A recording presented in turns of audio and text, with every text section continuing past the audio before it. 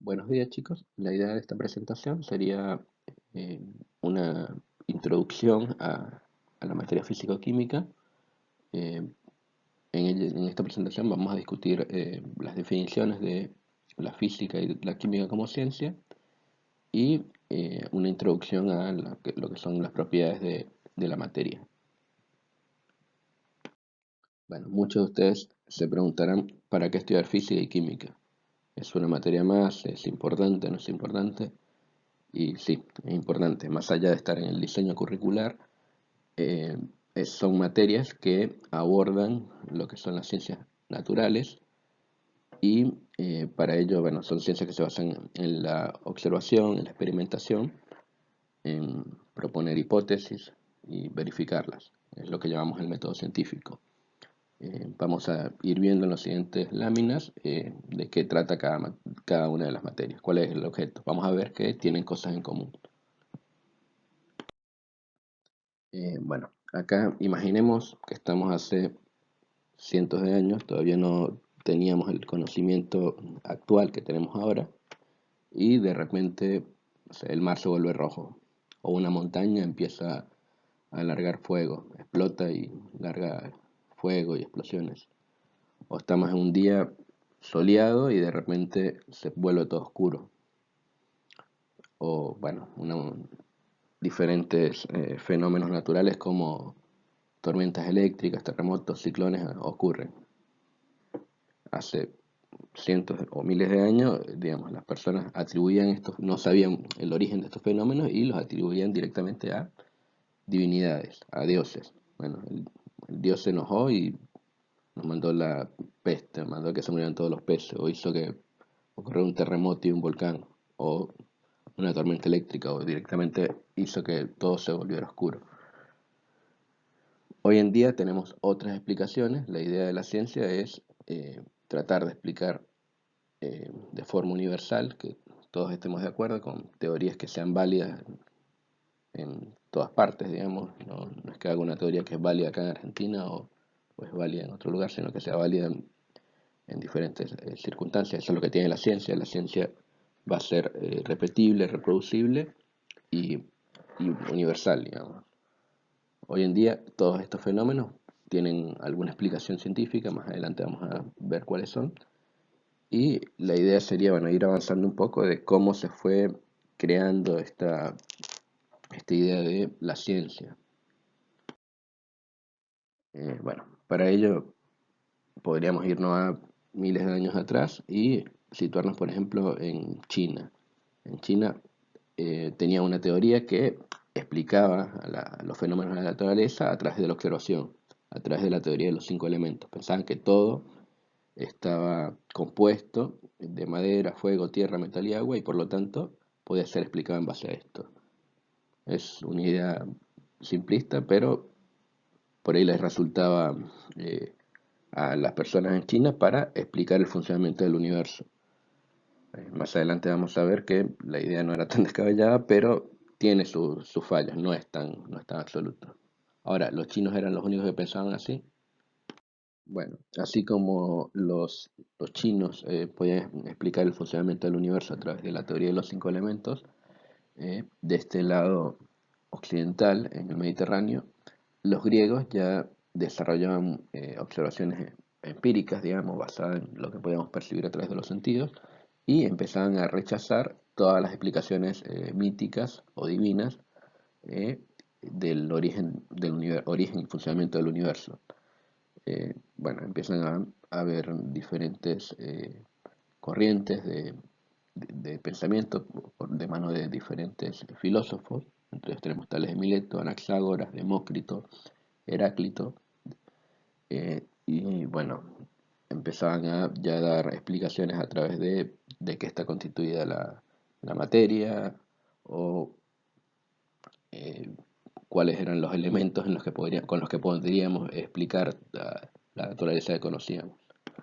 Bueno, continuando con los griegos, nos encontramos a un filósofo llamado Empédocles que logra de alguna forma compilar todo lo que habían desarrollado diversos filósofos anteriores a él y logra postular una teoría de los 4 elementos, digamos. Podríamos explicar las diferentes cosas de la naturaleza a través del fuego, de la tierra, del agua y del aire. De esta forma, por ejemplo, el volcán lo explicábamos a través del fuego y la tierra, el, el mar Rojo a través del agua, los terremotos a través de la tierra, pero todavía habían fallas en este modelo. Vamos a ver que esto es algo que va a ir creciendo de a poco. Bueno, vimos que todos estos filósofos que vimos hasta ahora, una cosa que tenían en común era que basaban sus teorías y su explicación de fenómenos naturales a través de la observación de la naturaleza. De esta forma podríamos decir que una primera definición de física iba a ser aquella donde la física no es más que una ciencia encargada del estudio de todos los fenómenos naturales y de alguna forma se conoce como filosofía natural. Acá mezclo cosas, digamos, esto lo vamos a ver más adelante, pero eh, la ciencia como tal o la filosofía natural iba a estar basada, sin darse cuenta, digamos, el método científico es algo que nace un par de varios siglos después con Descartes, pero el método científico está basado en observación y experimentación, que era justamente lo que hacían estas personas.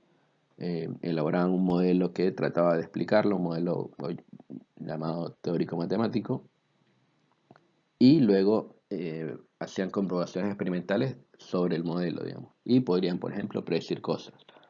Más adelante vamos a ver algunos ejemplos de esto, pero una primera, lo que quiero que ustedes se queden, es que una primera aproximación a la palabra física o a las ciencias físicas iba a estar asociada a el estudio de fenómenos naturales y también se conocía como filosofía natural. Una definición es más contemporánea, más de nuestros días, por ejemplo de la RAE, que es la Real Academia Española, define la física como la ciencia que estudia las propiedades de la materia y la energía y las relaciones entre ambas. Esta es una definición bastante completa, sin embargo, faltan algunas cosas que son también objeto de estudio de la física, como lo son el espacio y el tiempo. De esta forma, una definición más completa de física sería la ciencia que estudia las propiedades de la materia, la energía, el espacio y el tiempo y las relaciones entre ellos. En cuanto a las áreas de estudios de la física, podríamos dividirlas en dos, digamos, de acuerdo al periodo histórico en el que se desarrollaron, y así tendríamos por un lado la física clásica, que estudia la mecánica, relacionada a todo lo que tiene que ver con movimiento, la acústica, la termodinámica, la óptica, la electrostática y el magnetismo. Y por otro lado, tenemos que a principios del siglo pasado hubo toda una revolución en ciencias, en física particularmente, y se llegó al desarrollo de nueva física, que es la física cuántica, la mecánica relativista y la física de partículas. Ya habiendo definido la física, seguiría el turno de definir qué es la química. Inicialmente, si vemos que lo que es la química hoy en día es considerada una ciencia natural que estudia la materia, estudia las transformaciones de la materia. Inicialmente ambas ciencias, vamos a decir que estaban integradas, no existía la física, la química es un concepto nuevo de los últimos siglos, pero sí existía el filósofo natural, digamos, esta persona que estudiaba la naturaleza a través de la observación. En algún momento se desdobla por un lado la física y por el otro lado la química, después de haber fracasado la alquimia, que era una especie de ciencia que se planteó en la Edad Media, para buscar, digamos, la famosa piedra filosofal, buscar de alguna forma transformar cualquier sustancia en oro y conseguir la vida eterna.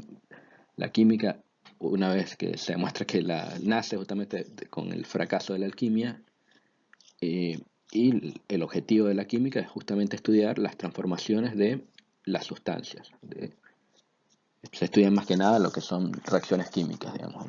Vimos, o vamos a ver en algún momento, que eh, los compuestos en realidad, digamos, nivel de organización, digamos, todo parte de los átomos se combinan a través de interacciones electrónicas y forman moléculas, las moléculas forman sustancias.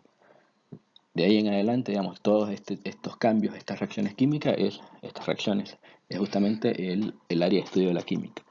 La química de alguna forma se relaciona con muchas disciplinas, entre las que tenemos la biología, las físicas, la ciencia de materiales, la geología y las ciencias agrícolas, entre otras, digamos.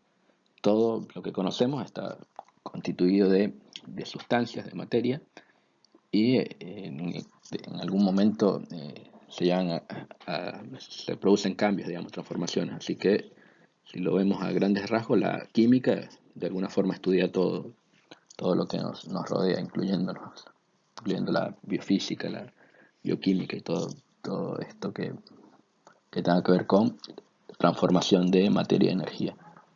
Bueno, vimos que tanto la física como la química estudian a la materia, así que sería bueno definir lo que es materia. Según la Real Academia Española, la materia lo define como realidad espacial y perceptible por los sentidos, de los que están hechas las cosas que nos rodean y que con la energía constituye el mundo físico.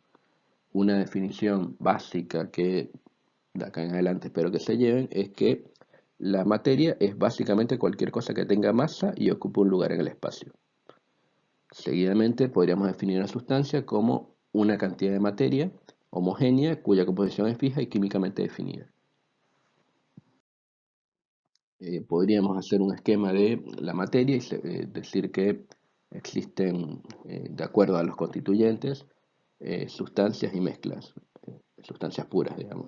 Entre las sustancias puras vamos a tener elementos, como los elementos químicos de átomos iguales, compuestos como el agua, el CO2 o el aire, son compuestos, están compuestos por más de un elemento, y por otro lado vamos a tener mezclas.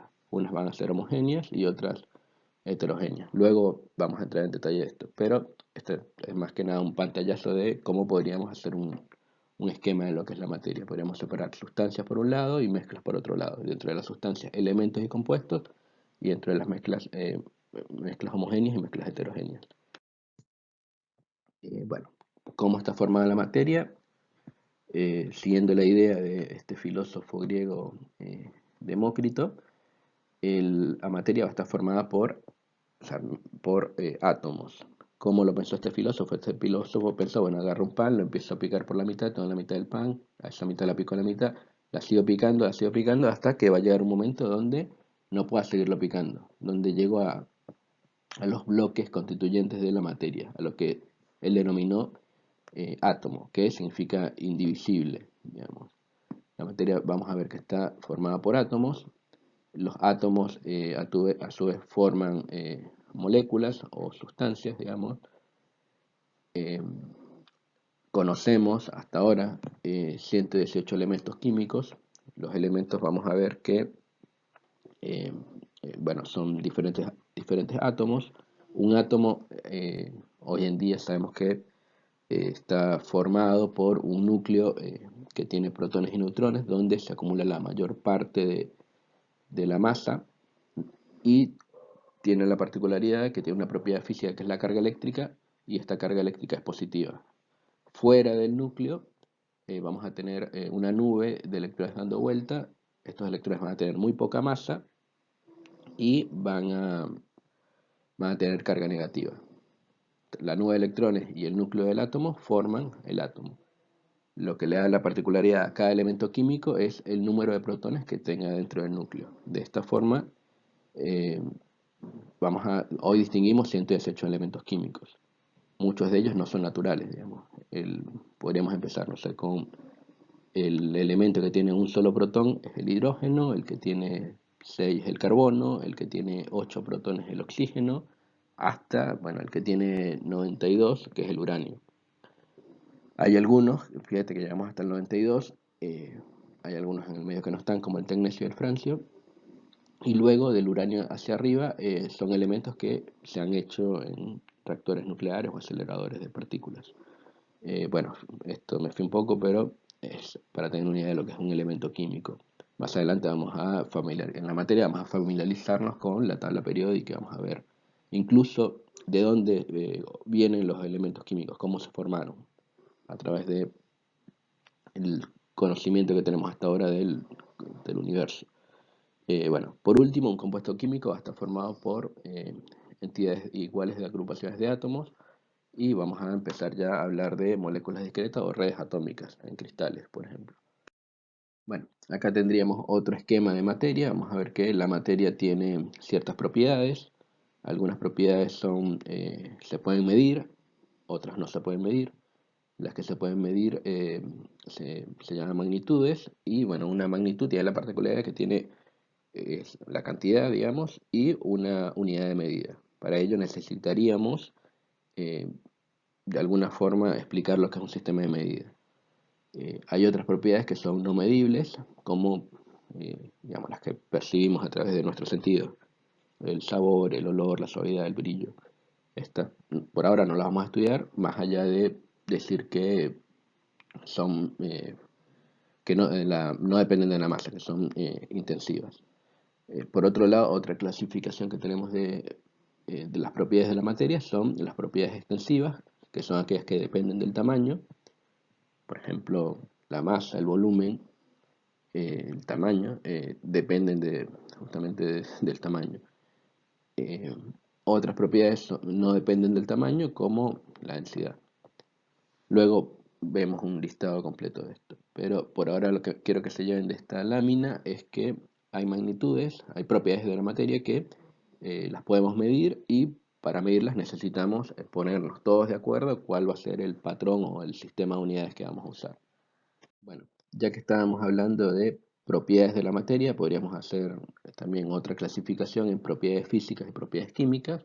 De esta forma, las propiedades físicas de una sustancia serían aquellas que se pueden observar y que no cambian la identidad de la sustancia. Por ejemplo, los cambios de estado de una sustancia. Tenemos un cubito de hielo que es agua congelada, la calentamos, se funde y se forma agua líquida, la seguimos calentando, se evapora y forma vapor de agua. En todos los casos estamos hablando de la misma sustancia, de agua, sin embargo está en diferentes estados de agregación. Otra, siguiendo con el concepto de propiedades químicas, nos encontramos que la propiedad química va a referir la capacidad de la sustancia para transformarse en otra. Por ejemplo, quemar un fósforo. Un fósforo inicialmente, no sé, era un cerillo de madera con la puntita de roja, la quemamos y bueno, hace fuego. Acá está un listado de algunas de las que consideramos propiedades físicas y propiedades químicas. En las propiedades físicas tenemos el olor, el color, la densidad, solubilidad, viscosidad, estado físico de temperatura. Y las propiedades químicas todas van a estar asociadas a cambios de la sustancia, la oxidación, la reducción, combustión, neutralización, polimerización, fermentación, fotosíntesis. Bueno, acá vamos a hablar un poco sobre los estados de agregación de la materia. Está un poco más intuitivo, ya puse el ejemplo del cubito de agua y lo vuelvo a repetir, digamos, tenemos un cubito de hielo, que es agua congelada, está en el estado sólido. Si la ponemos encima de un plato sobre la mesa o en un vaso con agua, este cubito sólido se va a fundir, se va a convertir en líquido. Luego, si un líquido lo ponemos, por ejemplo, en una pava y lo calentamos hasta que se evapore, ya estoy diciendo se evapora, se vaporiza y cambia forma de gas. Bueno, el sentido inverso vale. Si tenemos un gas, lo enfriamos, el gas se va a condensar, se vuelve líquido. Y bueno, si tenemos un líquido y lo enfriamos, tenemos la cubetera de hielo, la llenamos de agua, la metemos en el congelador, en la heladera, se va a congelar, se vuelve un sólido, se solidifica. Hasta acá el paso de sólido, líquido, gas, gas, líquido, sólido es bastante intuitivo, todos lo entendemos. Hay otros pasos que por ahí se complican un poco más o no estamos tan familiarizados, como por ejemplo el paso de sólido a gas. Podríamos pensar en alguna sustancia que sea sólida y se evapore directamente sin pasar por el líquido. Sí, un ejemplo sería el hielo seco. El hielo seco es CO2 congelado, un cubito de un gas de CO2, que tiene la particularidad de que cuando le aportamos energía en forma de calor, pasa directamente a gas. Con tenerlo en la mano se empieza a largar el humito, empieza a evaporarse, no pasa por el líquido. Y bueno, acá incluí otro estado de la materia que también existe, que es el plasma. Eh, Les dije que la materia estaba formada por un núcleo con carga positiva y una nube de electrones con carga negativa. Eh, Esto pasa en las estrellas, digamos. Las estrellas están formadas como nuestro Sol, está formada por plasma. El plasma no es más que materia en la cual los átomos no están unidos en el núcleo con la nube electrónica, sino que están separados. Esto porque tienen mucha energía. Es un estado, vamos a llamarlo, similar a lo que sería un gas, pero las partículas van a estar cargadas. El resto de los estados, el sólido, el gas y el líquido, van a ser estados donde la materia es neutra eléctricamente. Después lo vemos más a profundidad. Me interesa que se queden con el esquema de sólido, líquido, gas y gas, sólido, líquido, digamos, con estos cambios, la vaporización, condensación, sublimación, solidificación, fusión, que se queden con estos nombres que eh, en algún momento los vamos a preguntar. Bueno, cuando vimos propiedades de la materia, vimos que algunas eran medibles y vimos la necesidad de ponernos de acuerdo con un sistema de unidades para medirlas. Este es un problema que, bueno, ya hoy en día el mundo se puso de acuerdo y a nivel internacional se propusieron diferentes magnitudes con una definición que no vamos a ver, pero algunos ya tenemos una idea de lo que significan. Y de esta forma se definen 7 magnitudes fundamentales, entre las que tenemos la longitud, la cual se mide en metros, y la unidad del símbolo es m. Tenemos la masa, que denota cantidad de materia. Tenemos el tiempo, que denota un intervalo. Tenemos la unidad del segundo, símbolo s. Corriente eléctrica, temperatura en Kelvin. Por ahí muchos estamos acostumbrados a manejarnos en nuestros termómetros en grados centígrados. En realidad la unidad posta del sistema internacional es el Kelvin. Está relacionada, digamos, una suma, hay que sumarle, el Kelvin está basado en temperatura absoluta y el grado centígrado está basado en puntos de fusión y ebullición del agua. Bueno, luego tenemos otras unidades como la cantidad de sustancia y la intensidad lumínica. Dentro de la Argentina, quien lleva a cabo todos los patrones de referencia es el INTI, el Instituto Nacional de Tecnología Industrial, y esto lo hace a través del CIMELA, el Sistema Métrico Legal Argentino, el cual fue establecido en 1972 por la Ley 19.511. Es un sistema de unidades donde se toman las mismas unidades del sistema internacional y lo que tendría que hacer el INTI es controlar, por ejemplo, todas las balanzas, digamos. Si yo voy a Chino a comprar queso, a comprar jamón, tanto al chino como a mí me convendría que si yo compro 500 gramos de jamón, a mí me conviene que el chino me venda 500 gramos, no me venda menos, pues si no yo pierdo, y al chino le conviene también venderme 500 gramos y no venderme más, porque si no él pierde, digamos. Hay un montón de ejemplos que podríamos dar, como, no sé, los surtidores de nafta o cualquier cosa que tenga que ver con medida, digamos. Estas son unidades, luego hay aparatos que hacen las unidades. Para longitud tenemos las cintas métricas, para masa tenemos las balanzas, para tiempo tenemos los relojes, corriente eléctrica, bueno, tendremos un galvanómetro, amperímetro, temperatura, un termómetro, y bueno, las otras dos de alguna forma también se miden, un luxómetro o cantidad de sustancia, bueno, también a través de la masa se mide. Bueno, acá tendríamos otro esquema de la materia, ya haciendo un resumen. eh, Tenemos estados físicos, los estados de agregación que les mencioné, sólido, líquido, gaseoso. Bueno, acá están algunas de las propiedades del sólido, del líquido y del gas.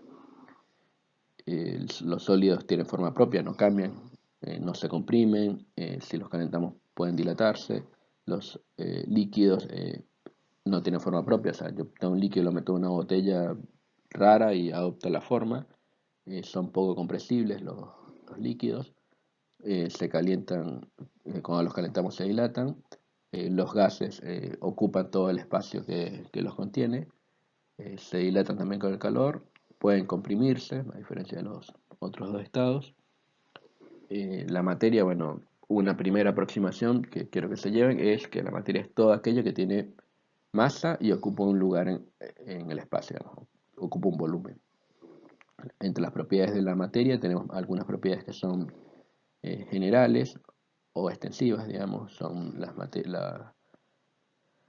son propiedades que no sirven en principio para diferenciar la materia. Entonces tenemos la masa, el volumen, tenemos cómo se mide. La masa se mide en una balanza, la unidad es el kilo, el volumen de los sólidos los podemos medir en un cilindro graduado o a través de algunas cuentas geométricas, si es un sólido regular.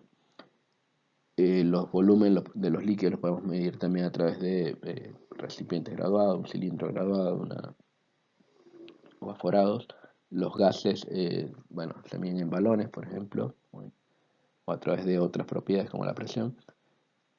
Y bueno, luego tenemos propiedades específicas o intensivas, también llamadas, donde estas propiedades no dependen de la materia. O sea, el color de, no sé, de una madera es igual si yo tengo el tronco completo o si tengo un pedacito de madera. La flexibilidad, la densidad, el brillo, la dureza, la transparencia son propiedades que no dependen de la cantidad de materia.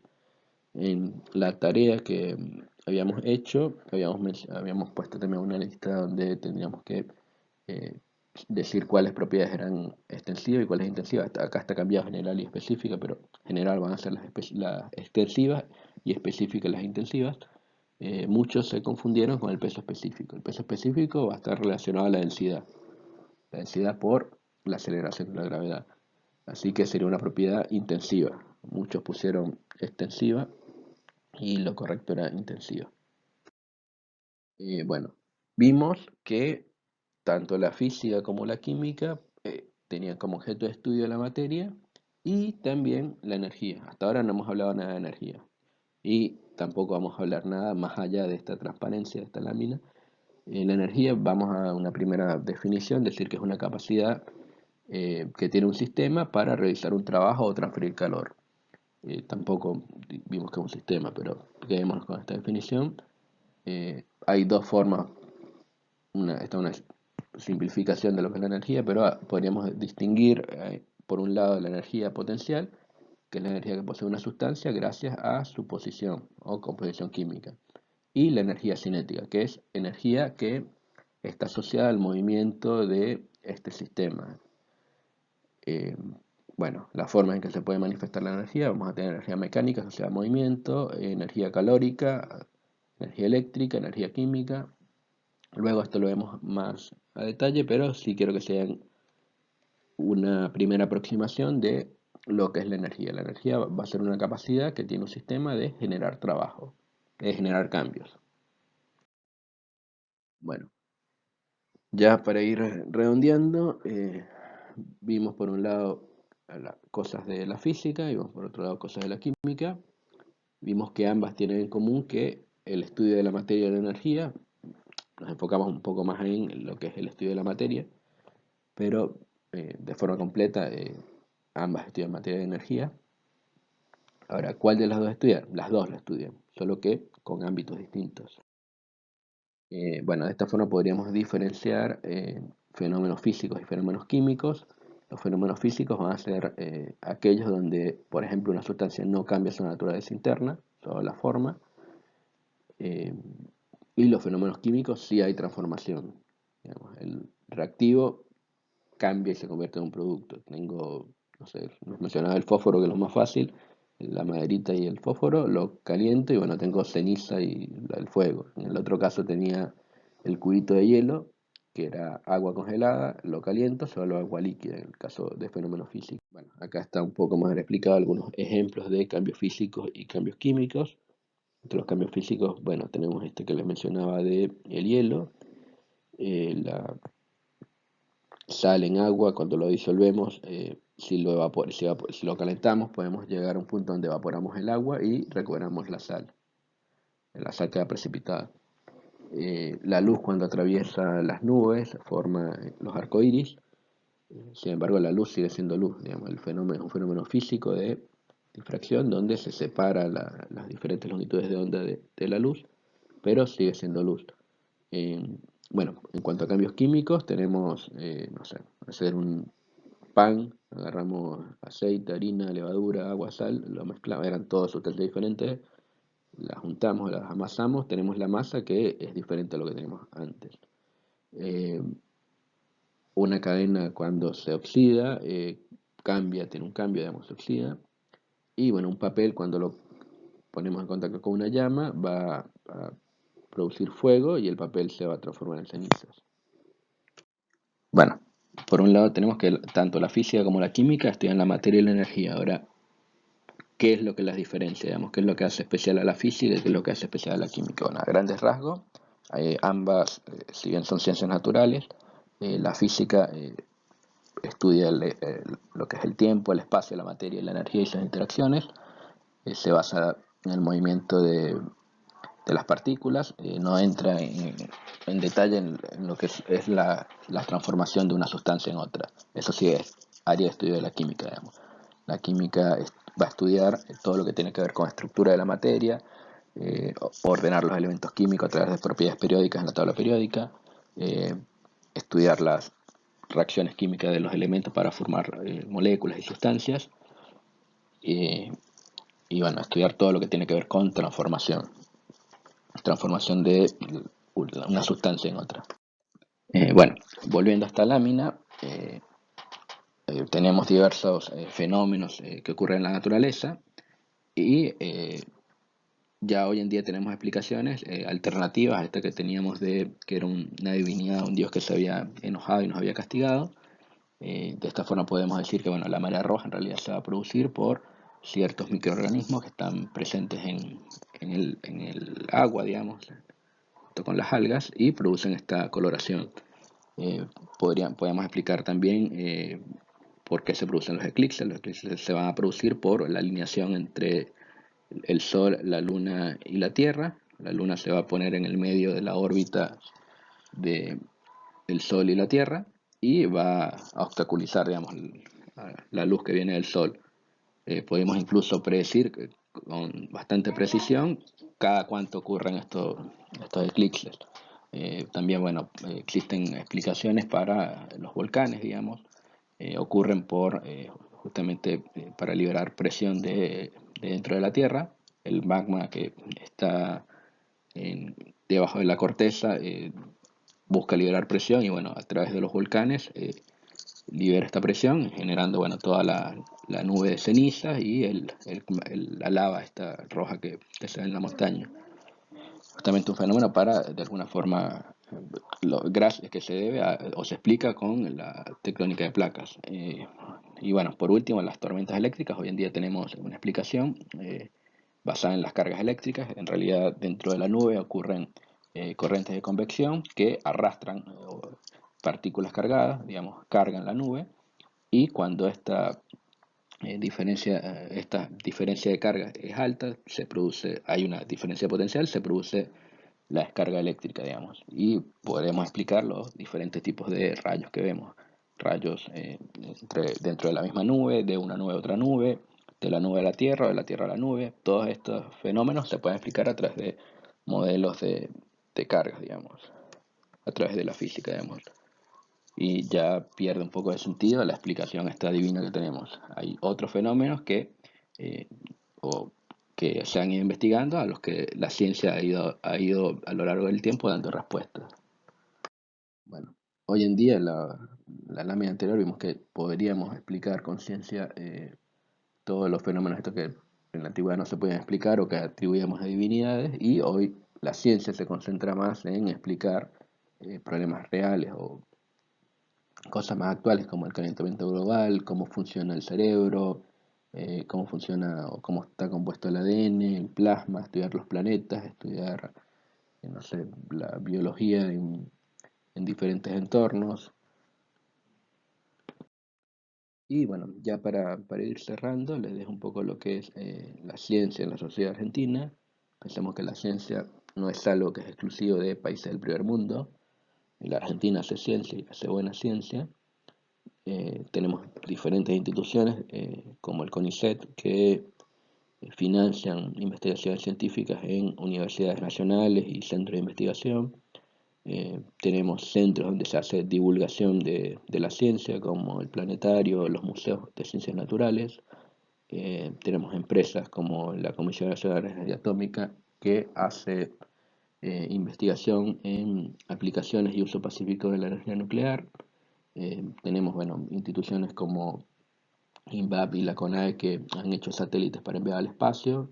Y bueno, tenemos personalidades que han destacado a nivel mundial por contribuciones a la ciencia, como, bueno, les dejo el caso del doctor Luis Leloir, que fue premio Nobel de Química, fue un médico premio Nobel de Química.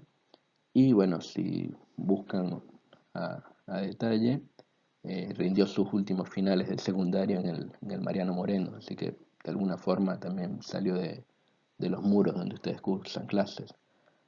Bueno, ya eso sería toda la clase, luego les estaré subiendo otro nuevo tema. Un gusto.